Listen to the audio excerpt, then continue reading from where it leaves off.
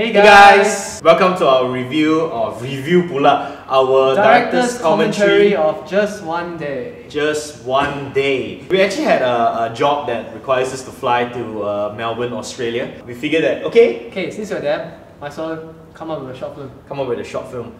Never been there, never seen the place. I think it was an interesting experience. This was written with the help of Sam. Back then when she was interning with us. Yeah, we were there doing a job and having to juggle the job and the short film.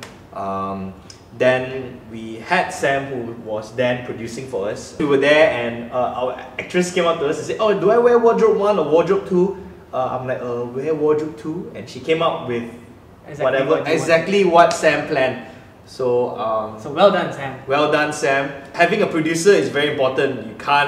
We realized from then that we can't really run or function without a good producer. Producers are the backbone. So yeah, just one day. I left that camera there for almost a day just to get the time lapse.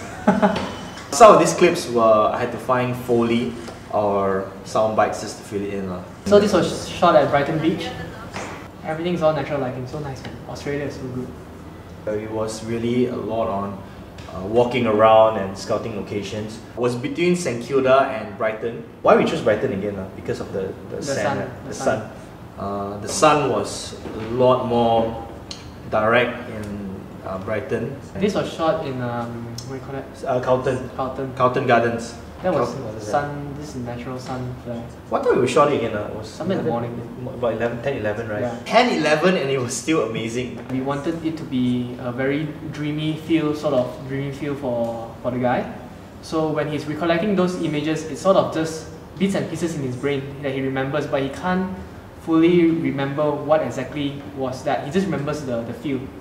Michelle, who plays Emma, a time traveler, so what she's doing is that she keeps repeating the same day with this guy, not wanting to make a decision, and because for her is that if she stay past one day, or just our theory of time travel in that particular universe is that if you stay past one day, you can never time travel anymore.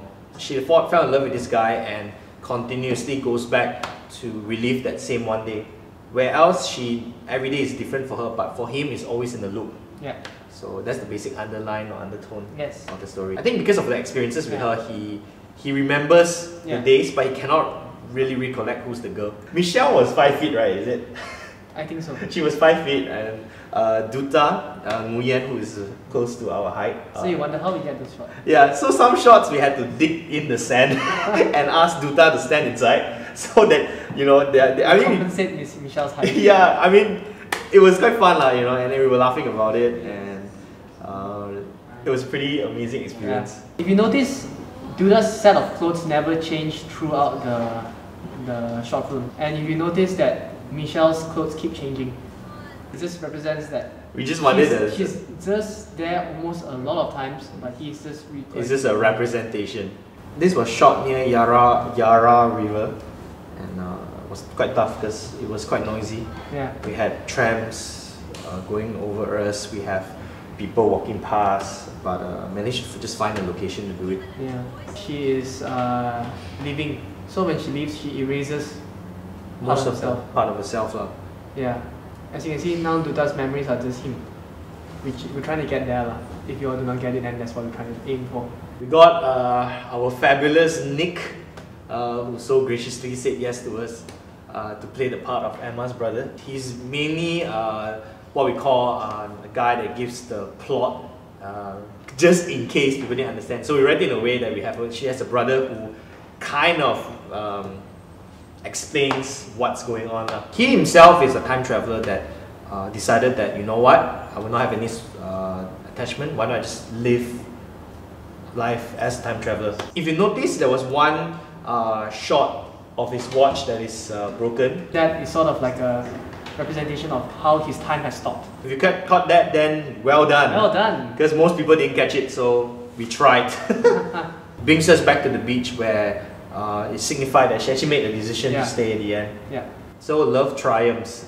And they run awkwardly into the sunset. Yeah. The soundtrack is done by a group called Alabasters. We asked them to cover a song by Future of Forestry, the Traveler's song. Yeah. Yeah, amazing. They did a really good job. Yeah. A lot of people had commented and said that hey, they really like the song, they really like the cover. We had fun doing this short film. Yep. We shot this in how many days? 2 days. Just 2 days, not just 1 day, but just 2 days. I think the pre-production period was the longest because there was a lot of preparation before we went over there. Because of the long pre-production time, that we were able to do it in such a quick time as well. Yeah. We really hope that you enjoy our director's commentary so far. So any questions, anything like that, please drop us a note. Drop us a note, and hopefully the next videos that you watch or any short films or skits, ask us questions at the bottom. Then at the end of the day, when we do commentaries for it, we can answer it. Here it is, just 1 day, and as John always says, keep guiding.